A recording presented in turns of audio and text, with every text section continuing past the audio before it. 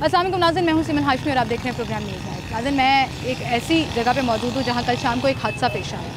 जौहर town main मौलाना Shaukat Ali road, जहां पे गाड़ियां गुजर रही थी, मामूल की ट्रैफिक गुजर रही थी और एकदम से सड़क जो है वो ज़मीन बोस हो गई और गाड़ियाँ उस गड्ढे में पड़ गई। मेरे पीछे आप देखें कि अच्छा खासा शगाफ जो है वो सड़क पर गड़ा पड़ चुका है। पहले कुछ शगाफ नज़र आ रहे हैं, कुछ अभी भी डैमेज है रोड और ये एरिया कहा जा रहा है कि अभी भी ख़तरनाक है कि ये गिर सकता है। वासा की पूरी टीम यहाँ पर मौजूद है, मशीनरी यहाँ पर मौजूद है। कल से लेकर अब तक इन्वेस्टिगेट किया जा रहा है कि ये हादसा क्यों पेश आया और इस हादसे में जो लोग ज़ख्मी हुए हैं, अल्लाह का शुक्र है कि वो खैर खैरियत से हैं, लेकिन उनका माली नुकसान ज़रूर हुआ है। उनकी गाड़ी बीच में गिर गई, मोटरसाइकिल। ये फुटेज देखिए, आपको अंदाज़ा होगा कि कल का ये हादसा कितना खौफनाक था। अब गुज़श्ता कुछ सालों में सिर्फ जौहर टाउन के एरिए में ही ये कोई तीसरा इंसिडेंट है।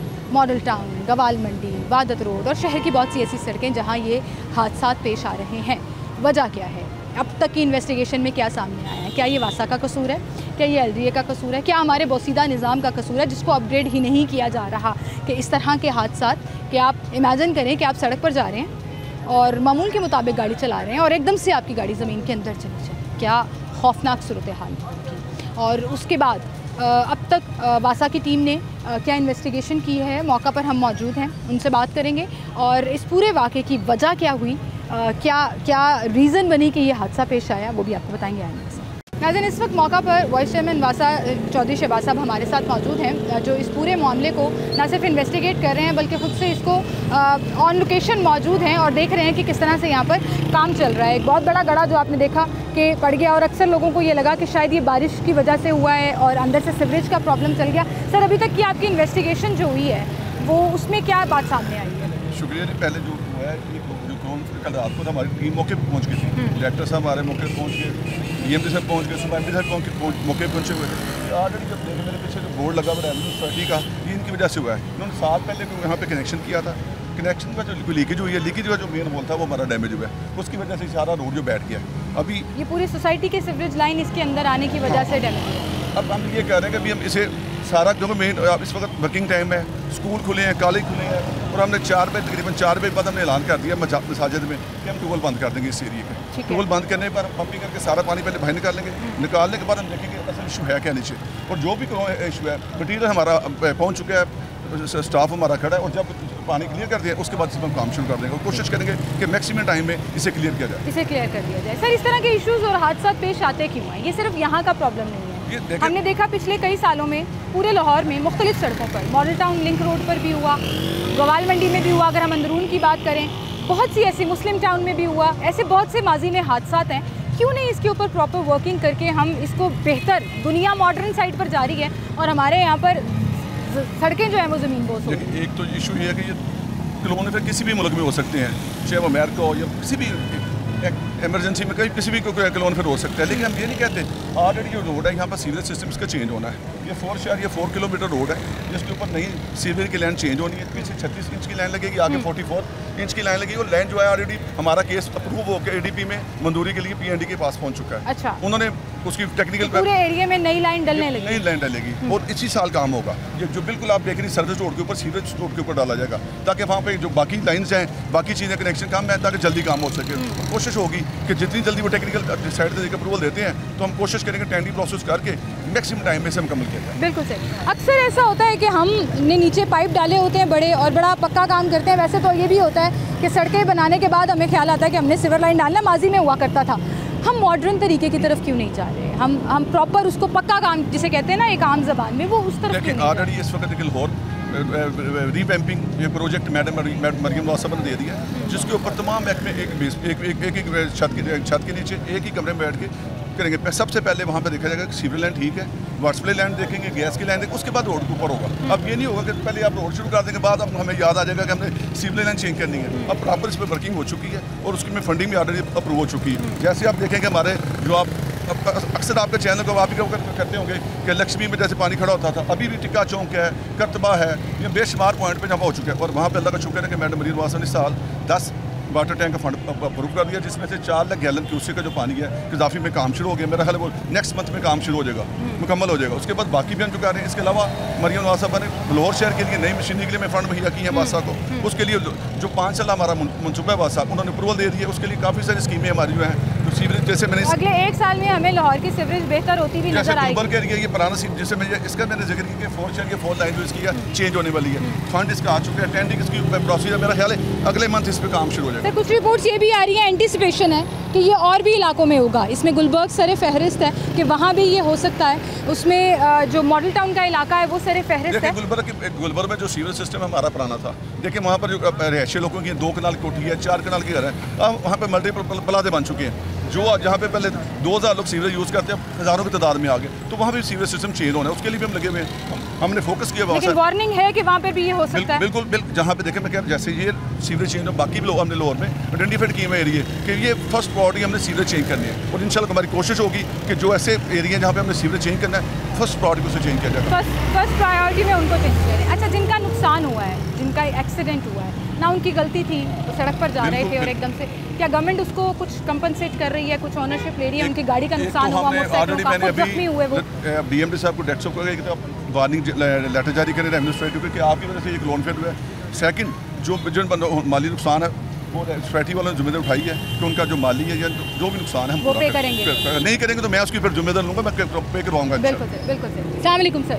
डायरेक्टर साहब भी हमारे साथ यहाँ पर मौजूद हैं, उनको भी मैं ऑन बोर्ड दूँगी। कितनी देर में ये काम कंप्लीट होगा, क्या एस्टिमेशन है? ये आज हम रात इसको टेक आउट करेंगे, यहाँ पर रात को सारा काम करेंगे, क्योंकि इस टाइम ट्यूबवेल चल रहे हैं, लोगों को हम पानी भी प्रोवाइड कर रहे हैं। अगर हम उनको पानी ना प्रोवाइड करते तो लोगों को भी परेशानी होनी थी, इसलिए हम ये करें कि लोग 4 बजे तक लोग पानी प्रोवाइड कर देंगे। उसके बाद जब रात होगा हम डिवाइडिंग सेट लगा के, ये हमारे डिवाइडिंग सेट लगे हुए हैं, और रात को हम इसको सारे को ला के क्लियर करके रात को इसको सारा चेक करके इसको काम शुरू हो जाएगा। हमारा मटीरियल इस टाइम आप देखें मौके पे आ चुका हुआ है, मशीनरी भी आ चुकी हुई है, इसको कवर किया जा रहा है। सर वासा की अपनी कोई वर्किंग है जिसके ऊपर ये डिसाइड किया जा रहा है कि कौन से एरियाज अब हाईलाइटेड हैं जहाँ पर लोगों को मोहतात होने की ज़रूरत है, या अगला हादसा अल्लाह ना करे? इस तरह की जो हमारी पुरानी लैंड स्कीमें हैं ना, 25 स्कीमें थी, इस बार उसके बजट में रिफ्लेक्ट होकर अप्रूव हो गई हुई हैं, टेंडर भी लगे हुए हैं। 25 टॉप प्रायोरिटी में कौन कौन से इलाके हैं? जैसे ये रोड है, आगे नज़िया पाकिस्तान रोड है, फिर कल्याण रोड है, जो ग्वाल मंडिया कह रही हैं उसका सीवर है, उसके अलावा सबसे ज़्यादा हमारी कोई स्कीमें हैं जो सीवर सेटल हो रहा है बार बार। सैदपुर का इलाका जो है वो जहाँ जहाँ हमारे क्रोनिक इशू थे सीवर सेटल के हवाले से वो हमने ले लिए हुए, स्कीमें बन गई हुई हैं, उसके टेंडर भी लगे हुए हैं। अच्छा, उसके ओपनिंग है 15 अक्टूबर के बाद। अच्छा, तो उसके बाद वो टेंडर प्रोसेस मुकम्मल होगा। तकरीबन 1 साल का टाइम फ्रेम दे रहे हैं आप लोग अपने आप को? नहीं, हम कोशिश करेंगे, लेकिन अब उससे पहले हमने करेंगे। सिस्टम हो गया, ठीक है, टेंडिंग शुरू हो चुकी है, तो हमारी कोशिश की जो मानसून नेक्स्ट आना है उससे पहले इसी साल में ये काम कंप्लीट हो जाए। बिल्कुल सही। Well, thank you so much जी, आप लोग हमारे साथ मौजूद थे और मौका पर मौजूद थे। चौधरी शहबाज जो इस पूरे इशू की जो है वो डिटेल बता रहे थे, और इंतहाई खौफनाक बात है ये, कहीं पर भी कैसे भी हो सकता है, लेकिन असल में प्रॉब्लम जो है वो हमें आइडेंटिफाई करना है।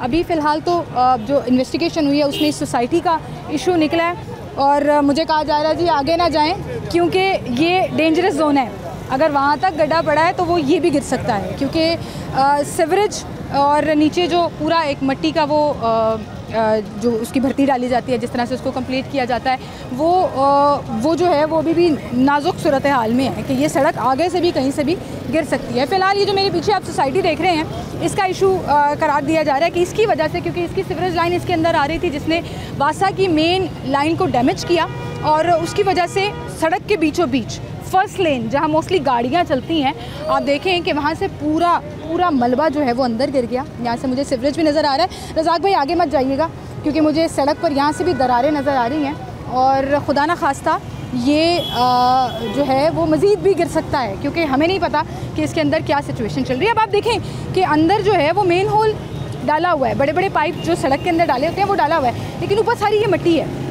और ये जो पूरी मिट्टी है ना, फिर ये अंदर ही अंदर गारा बनना शुरू हो जाती है, अंदर ही अंदर मेल्ट होना शुरू हो जाती है, जिसकी वजह से रोड खोखली भी हो जाती है और गिर जाती है, और यही वजह है कि शहर में बहुत से ऐसे हादसा पेश आते हैं। बहरहाल अच्छी बात यह है कि वासा जो है वो ये कह रहा है कि हमारा बजट अप्रूव हो चुका है, और अगले महीने से नेक्स्ट मानसून से पहले हमने जो टॉप प्रायोरिटीज़ के एरियाज़ हैं जहाँ का सीवरेज बहुत पुराना है उसको चेंज करने की ज़िम्मेदारी ले ली है। अल्लाह करे जी वो ये ज़िम्मेदारी अच्छे से निभाएं और उसको कंप्लीट कर लें, वरना जो है वो इस तरह के हादसा होते रहेंगे, शहरियों का नुकसान होता रहेगा, और हम आकर सिर्फ वहाँ पर भर्ती डालेंगे और चल जाएगा। एक छोटी सी ब्रेक लेते हैं नाज़रीन, दोबारा हाजिर होंगे हमारे साथ।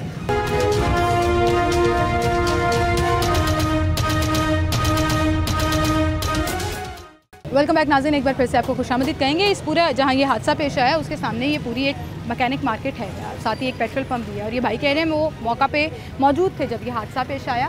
अच्छा, मामूल के मुताबिक ट्रैफिक गुजर रही थी यहाँ से, कोई रश वगैरह था? जी नहीं, रश को नहीं था, इतना रश भी नहीं था, लेकिन यहाँ पे ना ये पहले बैठी सड़क से पहले थोड़ा सा खड्डा सा ऐसे बैठी हुई थी, थोड़ी सी बैठी है। इसका मतलब आइडिया था कि ये गिर सकती है, लेकिन किसी ने तवज्जो नहीं इसके पास दी।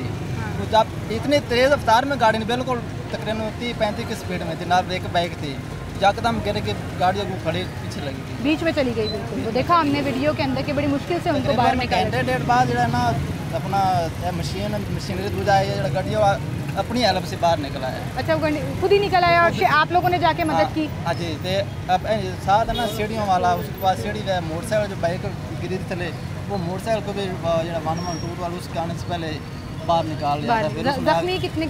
एक ही जख्मी आया जब बाइक वाला था, गाड़ी वालों को कुछ नहीं। गाड़ी वाले ठीक थे? हाँ, वो माशाल्लाह सेफ बाहर निकला। तो गाड़ी किसने आके निकाली बाहर से? गाड़ी ये अपने ट्रैफिक वाले थे और क्रेन का ये कि सरकारी गड्डी सोना गड्डी उन्होंने आके कड्डी है। अच्छा, ये जोहर टाउन दे विच बड़े हादसा पेश नहीं आ रहे? ਇਹਦੇ ਤੋਂ ਪਹਿਲੇ ਇੱਕ ਸ਼ੌਕਤ ਖਾਨ ਦੇ ਪਿੱਛੇ ਇਸੇ ਰੋਡ ਥੋੜਾ ਜਿਹਾ ਪਾਉਂਦੇ ਹੈਗੇ, ਉੱਥੇ ਖੱਡਾ ਹੈ, ਉੱਥੇ ਵੇਸਰ ਗੱਡੀ ਗਿਰੀ ਹੈ। ਐਸ ਖੜ ਅਗਲੇ ਪਾਸੇ ਜਿੱਥੇ ਟ੍ਰੈਫਿਕ ਵਾਲਾ ਖੜਾ ਹੈ ਜੋ ਵਹਾਂ पे, ਹਾਂ ਉੱਥੇ ਵੀ ਖੱਡਾ ਪਿਆ ਸੀ, ਉੱਥੇ ਖੱਡਾ ਉੱਥੇ ਵੇਸਰ ਗੱਡੀ ਗਿਰੀ ਜਿਵੇਂ ਇੱਥੇ ਗਿਰੀ ਹੈ। ਇਹ ਤੀਸਰੀ ਵਾਰ ਹਾਦਸਾ ਹੋਇਆ। ਤੀਸਰੀ ਵਾਰੀ ਇੱਕ ਹੀ ਸੜਕ ਦੇ ਉੱਤੇ? ਇੱਕ ਸੜਕ। ਉਹ ਕਹਿ ਰਹੇ ਨੇ ਸੁਸਾਇਟੀ ਵਾਲਿਆਂ ਦਾ ਕਸੂਰ ਹੈ, ਉਹਨਾਂ ਨੇ ਸੀਵਰੇਜ ਬਾਹਰ ਕੱਢਿਆ ਜਿਹਦੀ ਵਜ੍ਹਾ ਤੋਂ ਇਹ ਸੜਕ ਡਿੱਗ ਗਈ। ਇੱਕ ਸੁਸਾਇਟੀ ਵਾਲੇ ਦੀ ਹਕੂਮਤ ਨਹੀਂ ਹੈ, ਉਹ ਆ ਕੇ ਕੋਈ ਸੀਵਰੇਜ ਨਿੱਕੇ ਸਰਕਾਰੀ ਕੰਮ ਨੂੰ ਕੋਈ ਹੱਥ ਲਾ ਜਾਏ। जो काम करे सरकारी मुलाजिम करते हैं, सरकारी मुलाजिम करते हैं काम है। ताड़े ख्याल ना कसूर हुकूमत दा वासा दा हैगा। और इन्हां 3 महीने ये काम हुंदा रहा कि 3 महीने देखने वाले कहते सुन बहुत अच्छा काम हो रहा है, ठीक हो रहा है। आप देखो कदों 3 महीने कदों काम होया? जो पिछली बार अगले पास अगला खड्डा पिया 3 महीने पहले। 3 महीने ऐसे ट्रैफिक खराब कटो काट और बहुत मंदे हालात रहे 3 महीने पूरे। देखने वाले पूरी सड़क दोबारा बनी, पूरी सड़क है ए तकरीबन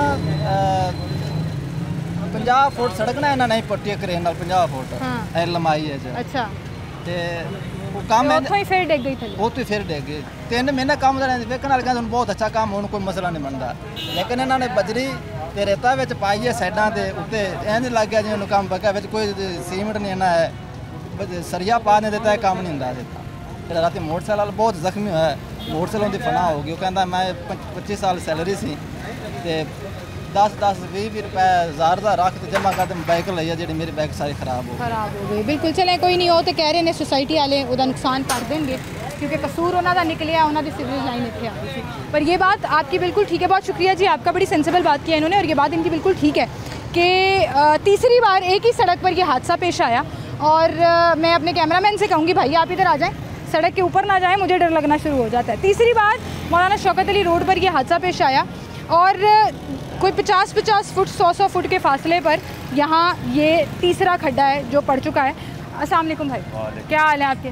ये भी यहाँ पर एक मैकेनिक हैं जो खुद यहाँ पर इस वक्त मौजूद थे, आपकी तो दुकान के बिल्कुल सामने ही खड्डा पड़ा। हाँ बताएं, वो कल गाड़ी आई है, अंदर गई है, बाइक भी और गाड़ी भी, ठीक है। ट्रैफिक जैम थी, खड़ी थी गाड़ी या चल रही थी? चल रही थी, पीछे से नीचे अंदर चली गई। अच्छा। एक बाइक गई है और 2 लड़के थे उसके बाइक के ऊपर। बाइक वाला सुना बड़ा जख्मी हुआ है, वो सर भी उसका फाड़ गया, इधर टांके लगे हैं, सारे टांके लगे हैं, मतलब गाड़ी वाले बच गए हैं और जो बाइक वाले उनको बहुत चोट। तीसरी दफ़ा इसी सड़क पर ये हादसा पेश आया। ये सामने देखें, ये टोया नज़र आ रहा है, ये इधर देखना। हाँ, ये सामने, ठीक है। इधर मतलब अरसाना थोड़ा सा नीचे जाता है, ऊपर आके एक ट्राली आती है, मिट्टी डाल देती है। मतलब ये सड़क आहिस्ता आहिस्ता बैठ रही थी। हाँ, इंतज़ार कर रहे हैं कि मतलब अंदर कब जाए। सही कह रहे हैं वो। आगे मुझे दूसरे भाई ने भी बताया कि सड़क जो है वो बिल्कुल यहाँ से स्लोप में जा रही थी। ये सामने ही है, ये टोया है, मतलब थोड़ी सी नीचे जाती है, मिट्टी आप ऊपर डालते हैं, फिर चले जाते हैं। मतलब इंतज़ार कर रहे हैं जब अंदर जाएगी। इंतज़ार, सही कह रहे हैं, बहुत शुक्रिया जी आपका। कैमरे में आके शायद आपको हंसी आ रही है, लेकिन नरेट वो अच्छा कर रहे थे कि रोड पे बम्प था, ऑलरेडी रोड नीचे बैठ रही थी।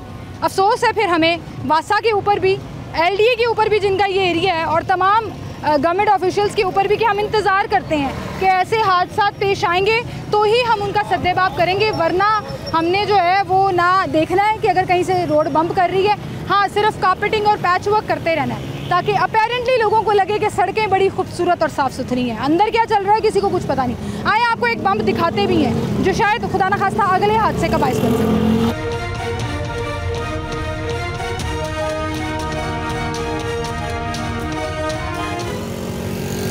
आप देखिए कि जहाँ कल ये हादसा पेश आया, मैं उससे कोई 100-150 मीटर दूरी हूँ और ये एक और सीवरेज का पॉइंट है, वो गटर का ढक्कन बाहर निकला हुआ है।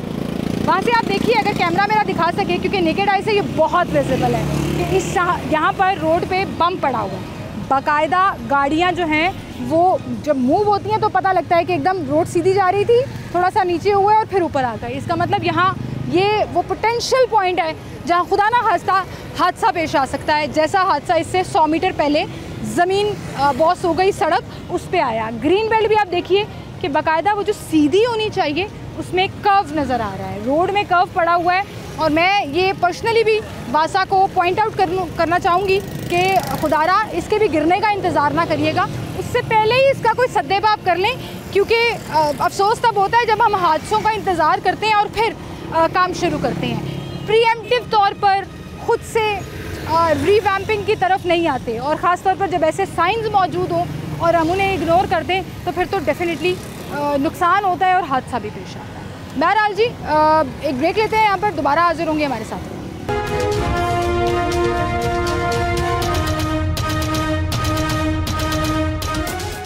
वेलकम बैक नाज़रीन, एक बार फिर से आपको खुशामदीद कहेंगे। और आज के ही हमारे शो में दूसरा टॉपिक आज का आलमी दिन है। आज दुनिया भर में यूएन की डायरेक्शंस के बाद 1 अक्टूबर को बुज़ुर्गों का आलमी दिन मनाया जा रहा है, ओल्ड पीपल डे है आज। और दुनिया भर में इसके लिए बाकायदा एक थीम रखी जाती है, सोशल इवेंट्स ऑर्गेनाइज़ किए जाते हैं और बुज़ुर्गों की वेलफेयर, उनके केयर सपोर्ट सिस्टम, उनके हेल्थ केयर सिस्टम के ऊपर बात की जाती है। 2024 की थीम एजिंग विद डिग्निटी है, यानी कि आप कैसे अपनी बाकी की ज़िंदगी जो एक सर्टेन लिमिट के बाद आप शुरू करते हैं, अच्छी केयर के साथ, अच्छी सपोर्ट के साथ, वो चाहे फ्रेंड्स एंड फैमिली की है, कम्युनिटी की है, गवर्नमेंट की है, अपनी ज़िंदगी बाकी की गुजारते हैं। हमारे यहाँ पर क्या होता है कि हम देखते हैं कि हमारे बुज़ुर्ग मज़दूरी भी कर रहे हैं, रिक्शे चला रहे हैं, दुकानदारी कर रहे हैं, मैकेनिक हैं तो काम कर रहे हैं, मतलब एक सर्टेन एज गुजरने के बावजूद उनकी वो जो रिस्पॉन्सिबिलिटीज़ हैं, ज़िम्मेदारियाँ पूरी करने की, रोज़गार कमाने की, वो चल रही है।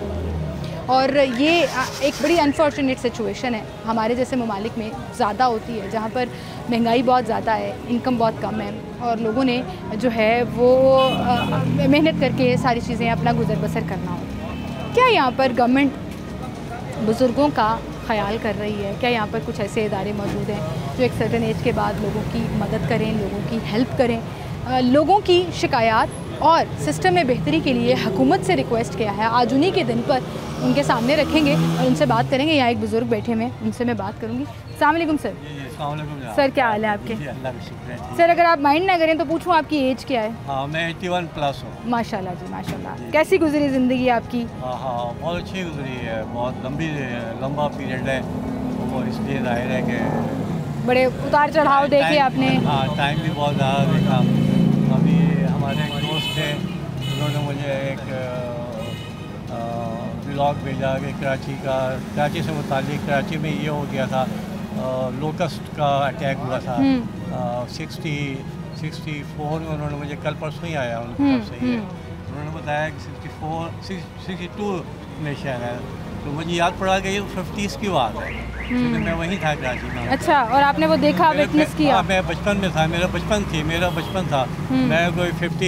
मैं कोई 6-7 साल 8 साल का होऊंगा मैं, तो वो 54 के करीब है। उन्होंने या तो डेट गलत डाल दी या फिर हो सकता है 2 बार आया। आपको याद आ गया कि मैं उस वक्त था वहाँ पर? हम तो बच्चे थे, हम तो पकड़ते थे। लोकस्ट आपको पता ही है ना, वो टिड्डी दल जिसे कहते हैं। हाँ जी, और वो बड़ा शदीद किस्म का, बहुत शदीद है।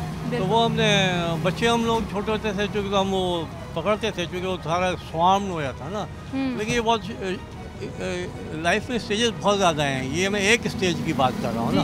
उसके बाद तो फिर पाकिस्तान का, ईस्ट पाकिस्तान से लेके और कोयटा से लेके और पूरे पाकिस्तान, लाहौर, हर सिचुएशन, हर पॉलिटिकल सिचुएशन कह लीजिए, कम्युनिटी वाइज देख लीजिए, आपने वो देखी है। अच्छा, आज दुनिया भर में बुज़ुर्गों का आलमी दिन मनाया जा रहा है। हाँ। और उनकी एज को सेलिब्रेट भी किया जा रहा है, साथ में उनकी केयर सिस्टम, हेल्थ सिस्टम के ऊपर बात की जा रही है। हमारे यहाँ पर क्या होता है कि हम बुज़ुर्गों को मेहनत मजदूरी करते हुए भी देख रहे हैं, इस लेट एज में भी काम करते हुए देख रहे हैं, जिम्मेदारियां निभाते हुए देख रहे हैं। आपके ख्याल में क्या कम्युनिटी और गवर्नमेंट कहीं ना कहीं सपोर्ट कर रही है हमारे बुज़ुर्गों को?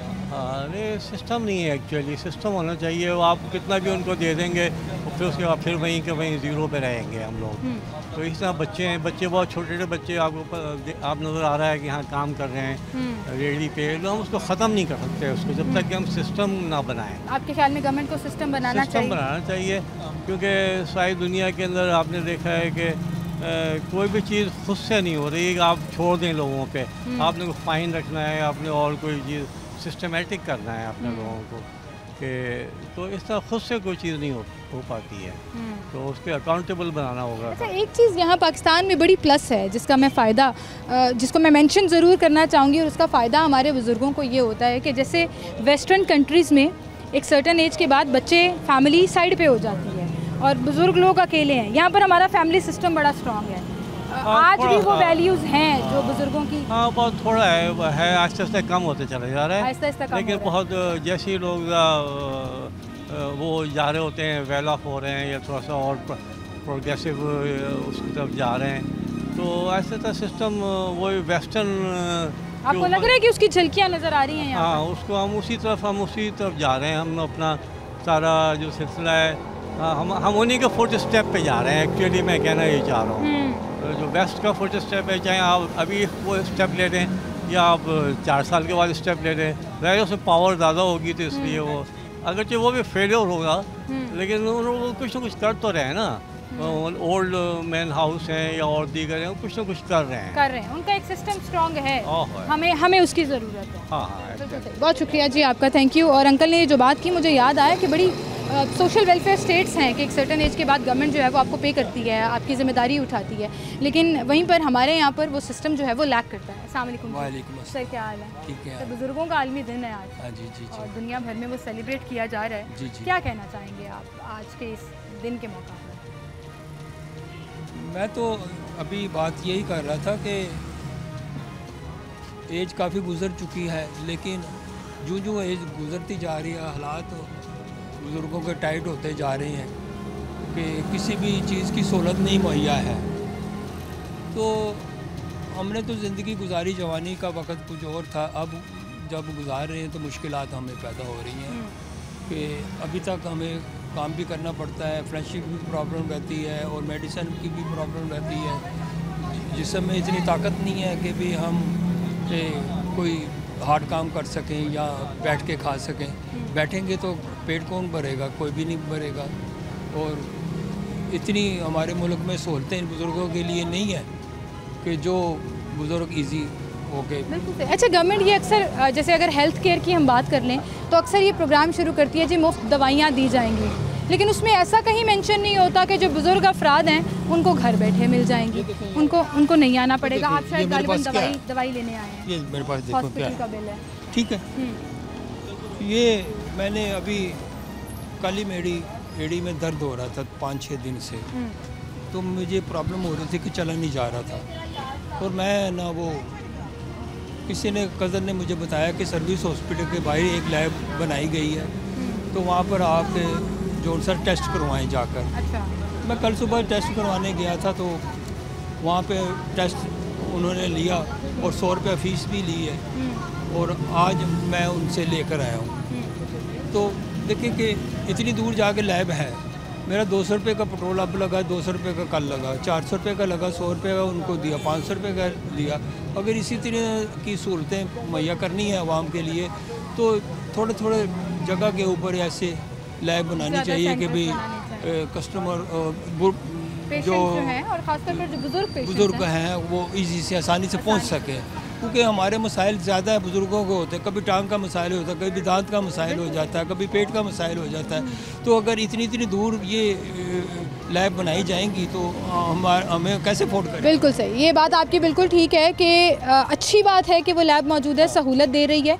सिर्फ 100 रुपये में आपका टेस्ट हो रहा है, लेकिन वो हर टाउन में हर जगह उसकी ब्रांचेस होनी चाहिए ब्रांचेज ताकि होनी लोगों को चाहिए। एक्सेस ईजी हो हाँ। सके ना। आपने सही कहा, इस उम्र में ना वो एनर्जी है ना वो हेल्थ है कि आप पूरा शहर क्रॉस करके एक जगह पर जाएं। तो ये बात आपकी सजेशन बिल्कुल अच्छी है और गवर्नमेंट को इसके ऊपर फोकस करने की भी ज़रूरत है कि बुजुर्गों के लिए एक अलग से सिस्टम होना चाहिए और उस पर काम होना चाहिए। देखिए, कहीं उनको लाइनों में ना लगना पड़े, कहीं कहीं उनकी हेल्थ केयर जो है वो डिस्टर्ब ना हो, उनको मेंटल टॉर्चर ना हो। बिल्कुल, क्योंकि देखेंगे पाकिस्तान बने हुए कोई 75-77 साल हो गए हैं, हम उसकी एज के मुताबिक हैं। हमने अपनी जवानी में को बहुत ज़्यादा मेहनत की है पाकिस्तान के लिए और हमें उस चीज़ का बेनिफिट मिलना चाहिए कि जो तामीर हो रहा था उस वक़्त हम जवान थे, तामीर में हमने हिस्सा डाला है, हमारे बुज़ुर्गों ने कुर्बानियाँ दी हैं, तो उसका हमें सिला मिलना चाहिए कि भी आखिर टाइम पर भी हमें कोई आसानी पैदा हो। आसानी पैदा हो, बिल्कुल सही, आसानी पैदा हो। जी बहुत शुक्रिया आपका sir, thank you so much जी, आप हमारे साथ मौजूद थे। अल्लाह मियां आपको ज़िंदगी तंदुरुस्ती दे, हम आपके लिए दुआ कर सकते हैं। अल्लाह आपको सलामत रखे कि आज भी इस दौर में अगर आप अपनी जिम्मेदारियाँ निभा रहे हैं तो अल्लाह आपको हिम्मत दे।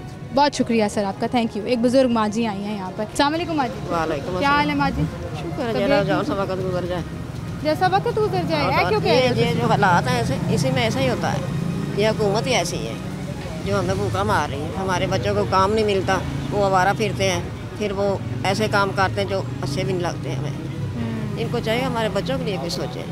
इस उम्र में भी आपको परेशानियाँ हैं कि बहुत परेशानियाँ, हालात खराब हाँ हैं। बहुत हालात ख़राब है और क्या करें। खैर से आई हैं आप, मार्केट में खरीदारी करने आई हैं? हाँ, मैं दवाई लेने आई थी। दवाई लेने आई हाँ हैं, जी। क्या हुआ आपको? मुझे ये सारा जिस्म में दर्द होती है, पट्टे खींच बैठ रही है और बुखार नहीं उतर रहा। बुखार नहीं, अल्लाह में आपको ज़िंदगी तंदुरुस्ती दे। बेटे। कभी और- सरकारी अस्पताल गई हूँ या कहीं गई जाती हूँ? माल टाउन हॉस्पिटल, उधर जाती, वो देते हैं हमें दवाइयाँ शवाइयाँ, टीके भी दे देते हैं, वो भी लगवाती हैं, लेकिन वो तो दुख खाना तो अलग। फैसिलिटी सही मिल रही है वहाँ पर? हाँ, बुजुर्गों को हाँ, अच्छे से ट्रीट किया जाता है अच्छी सरकारी अस्पतालों में? अच्छी दवाई देते हैं हमें, अच्छी दवाई देते हैं? सबको देते हैं, हमें अकेले को नहीं देते, सबको हुकूमत देते को हैं। कुछ कहना चाहेंगी आप? आज मैं ये बुजुर्गों का आलमी दिन है, हाँ, तो मैं बेटा, चाहती हूँ ये कि कहना बुजुर्ग चाहती हूँ मैसेज दें हुकूमत वालों को, ये कहना चाहती हूँ हमारे लिए कुछ सोचे।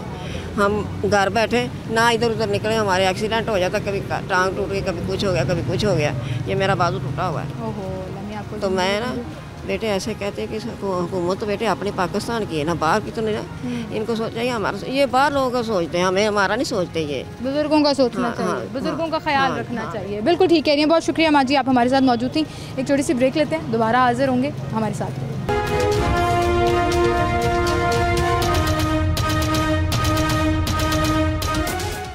वेलकम बैक नाज़रीन, एक बार फिर से आपको खुशामदीद कहेंगे। अस्सलाम वालेकुम सर, क्या हाल है आपके? बुजुर्गों ठीक है? कितनी उम्र होगी आपकी?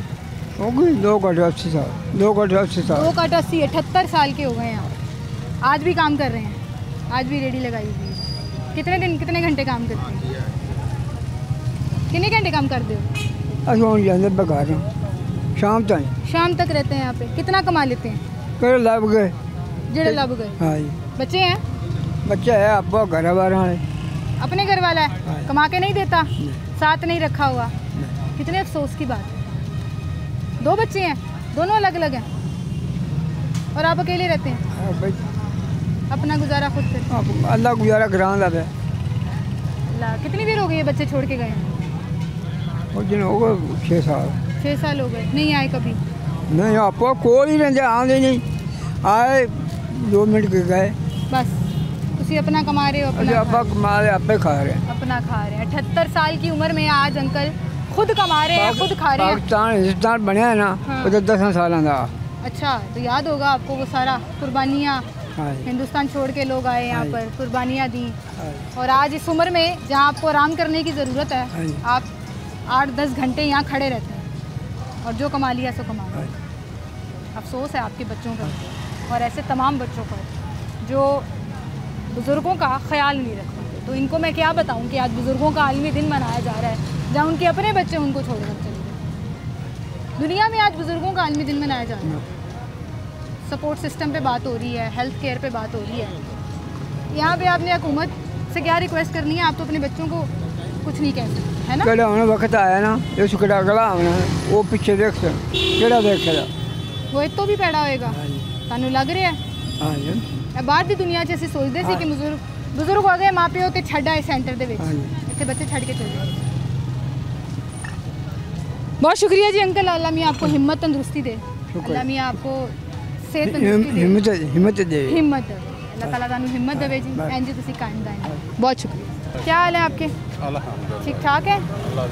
आज मोटरसाइकिलों और गाड़ियों के ज़माने में भी आप साइकिल चला रहे हैं, इस उम्र में भी थोड़ा सा आगे आ जाए।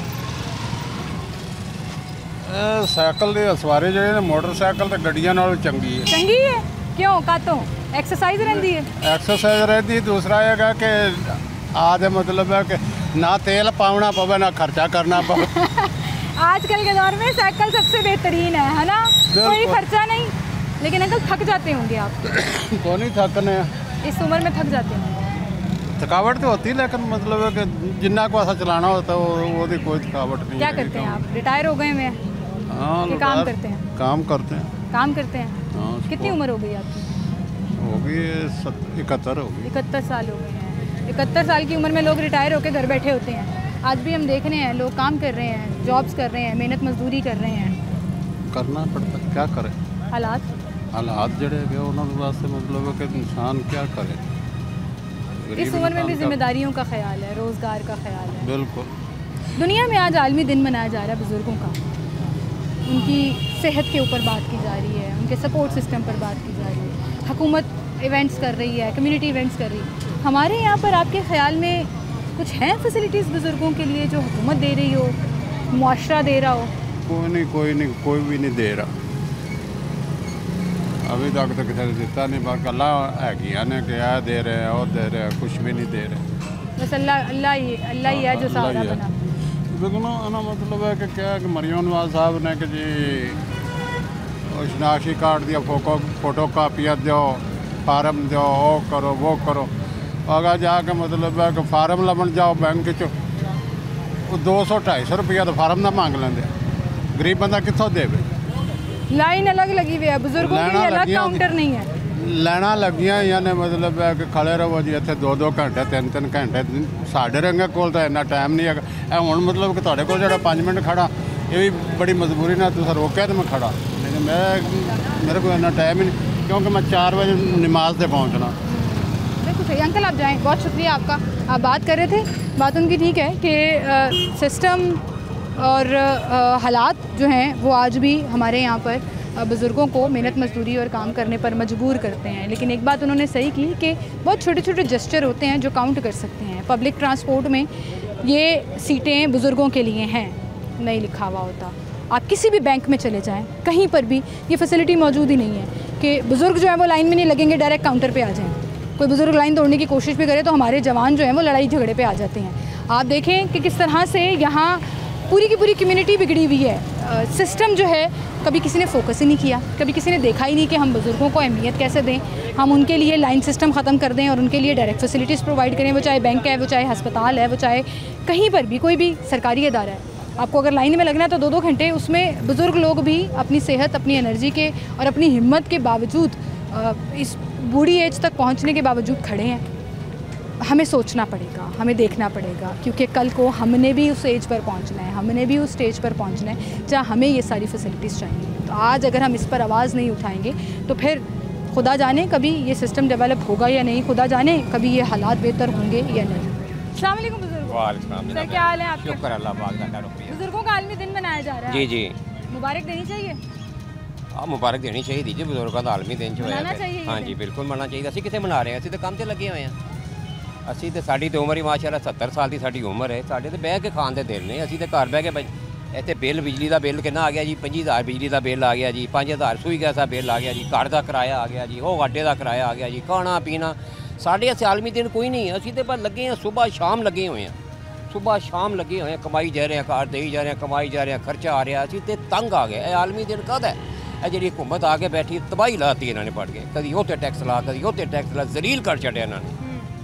तो हुण असीं की दस सकते हैं, कुछ कर नहीं सकते। इन्हां वाला नेकी दी हदायत है। ये बात आपने सही की है कि जिस उम्र च तुहानूं बैठ के खाना चाहिए तुसीं अज भी कमा रहे हो। अगर पता नहीं कितनी देर 8-8 घंटे इत्थे खलोते 8 घंटे 12 घंटे ड्यूटी दे रहे हैं। तो साडी उम्र देखो 70 साल की उम्र है तो 12 घंटे काम करने पे, जेड़ा असीं कदी जवानी जिन्ना काम नहीं सी कीता। हालात ऐसे हो गए, हालात ऐसे हो गए। महंगाई का दौर आ गया, कमाई है कोई नहीं इन्नी। 6 महीने तो 3 महीने लगते, 3 महीने फारग। अंकल है तो सारिਆਂ ਦਾ ਮਸਲਾ ਹੈ, ਜਵਾਨਾਂ ਦਾ ਵੀ ਮਸਲਾ ਹੈ, ਬਜ਼ੁਰਗਾਂ ਦਾ ਵੀ ਮਸਲਾ ਹੈ। ਪਾਕਿਸਤਾਨ ਦੇ ਹਾਲਾਤ ਇੰਜ ਦੇ ਨੇ। ਪਰ ਕਦੀ ਤੁਸੀਂ ਕਿਤੇ ਗਏ ਹੋ ਕਿਸੇ ਬੈਂਕ ਗਏ ਹੋ ਹਾਂ ਜਾਂ ਕਿਸੇ ਬੱਸ ਤੇ ਸਫ਼ਰ ਕਰ ਰਹੇ ਹੋ ਤੇ ਤੁਹਾਨੂੰ ਲੱਗੇ ਕਿ ਜੀ ਇਹਨਾਂ ਨੇ ਬਜ਼ੁਰਗਾਂ ਵਾਸਤੇ ਸਿਸਟਮ ਬਣਾਤਾ ਹੈ ਕਿ ਲਾਈਨ 'ਚ ਨਹੀਂ ਲੱਗਣਾ, ਬਜ਼ੁਰਗਾਂ ਵਾਸਤੇ ਸਿਸਟਮ ਬਣਾਤਾ ਹੈ ਕਿ ਹਸਪਤਾਲ ਜਾ ਇੱਕ ਦਫਾ ਮੈਂ ਸ਼ਨਾਖਤੀ ਕਾਰਡ ਤੇ ਗਿਆ ਸੀ, ਉੱਥੇ ਲਾਈਨ 'ਚ ਨਹੀਂ ਲੱਗਣ ਦਿੱਤਾ ਉਹਨਾਂ ਨੇ ਮੈਨੂੰ। ਉਹਨਾਂ ਨੇ ਮੈਨੂੰ ਲੈਦਾ ਕੁਰਸੀ ਬਿਠਾਤਾ, ਤੁਸੀਂ ਬਜ਼ੁਰਗ ਹੋ, ਤੁਸੀਂ ਆਤੇ ਇਹ ਤਾਂ ਜ਼ਬਰਦस्त ਗੱਲ है। नहीं मैं जेडी गल मान नादरा की तारीफ हो गई है कि गवर्नमेंट की एक जगह पे उन्होंने सहूलत दे दी। हाँ, कभी हस्पताल जाने का इत्तेफाक होया? नहीं हस्पताल नहीं कोई नहीं गया, एक दफ़ा गया था लेकिन उत्थे कोई सहूलत नहीं है, हस्पताल 'ਚ कोई सहूलत नहीं गई। उत्थे लाइन 'ਚ लगो, लाइन 'ਚ पर्ची कटाओ, लाइन कर जिन्नी मर्जी उम्र है ताड़ी। वो तो मैं नहीं उत्थे वेखिया जी, नादरा दी एक दफ़ा गया। बैंकों 'ਚ भी लैना ही लगियां ने, नाल मेरा बैंक का काम बिल जमा करान जाओ या किते जाओ, वो आजकल बैंकों 'ਚ कौन जांदा जो बैठा है अपना जायज़ कैश वाला बैठा 10-20 रुपए लैंदा ते बिल कैश कर दिंदा ते इन्ना वक्त कौन एक अपना अड्डा छड्ड के ते हो जाएगा बैंकों दे। की कहना चाहोगे हुकूमत नूं? हुकूमत ते ताड़े को आ नहीं रही है, ਅਸੀਂ ਇਹ ਕਵਾਂਗੇ ਅੱਲਾਹ ਪਾਕ ਇਹਨਾਂ ਨੂੰ ਨੇਕੀ ਦੀ ਹਦਾਇਤ ਦੇਵੇ, ਇਹ ਆਪਣੇ ਘਰ ਭਰਨੇ ਛੱਡ ਦੇਣ, ਇਹ ਲੋਕਾਂ ਜਿਹੜੇ ਮਾੜੇ ਗਰੀਬ ਲੋਕ ਨੇ ਨਾ ਇਹਨਾਂ ਨਾਲ ਤਾਮਨ ਕਰਨ। ਇਹ ਤੁਸੀਂ ਆਪਣੀ ਜੇਬ 'ਚੋਂ ਨਹੀਂ ਕਰਨੇ, ਇਸ ਪਾਸੇ ਪੈਟਰੋਲ ਦੇ 10 ਰੁਪਏ ਘਟਾਤੇ ਤੇ ਦੂਜੇ ਪਾਸੇ 50 ਰੁਪਏ ਵੱਧ ਲਾਤੇ, ਇੰਜ ਕਰਕੇ ਟੋਪੀ ਘਮਾਈ ਜਾਂਦੇ ਨੇ ਤੇ ਗਰੀਬਾਂ ਦਾ ਬੇੜਾ ਕਰ ਕਰੀ ਜਾਂਦੇ ਨੇ। बस अल्लाह पाक नेकी दी हदायत है। बहुत शुक्रिया अंकल, आपका आप हमारे साथ मौजूद थे। और मोस्टली लोगों का यही कहना है कि इस उम्र में जहाँ हमें बैठकर खाने के दिन है, हम कमा रहे हैं, हम आज भी अपनी रोज़ी रोटी के पीछे जो है वो 12-12 घंटे सड़क पर बैठे हैं, कमा रहे हैं, काम कर रहे हैं। गवर्नमेंट से रिक्वेस्ट सिर्फ ये है कि दुनिया दिन मना रही है, आप सिर्फ ये सोच लीजिए कि इन बुज़ुर्गों के लिए, यहाँ पर हमारे यहाँ मौजूद बुज़ुर्ग लोगों के लिए हमें कोई फैसिलिटी देनी है, हमें कोई सिस्टम बना कर देना है, चाहे वो बसेज़ में, ट्रांसपोर्ट में उनके लिए जगह मुख्तस करके हो, चाहे वो हस्पतालों में उनके लिए अलग से काउंटर्स हों या लाइन में ना लगना पड़े, चाहे वो बैंकों में मेक श्योर किया जाए कि इनको कहीं पर भी 2-2, 3-3, 4-4 घंटे इंतज़ार ना करना पड़े। एक बुज़ुर्ग पीछे कह रहे थे हुकूमत स्कीमें शुरू कर देती है, जैसे अपना घर अपनी छत स्कीम शुरू की, बुज़ुर्गों के लिए कोई फैसिलिटी नहीं है, वहाँ पे 4-4 घंटे खड़े रहो, फिर जाके फॉर्म मिलेगा, ना कोई पानी का इंतज़ाम, ना कोई हवा पंखे का इंतज़ाम।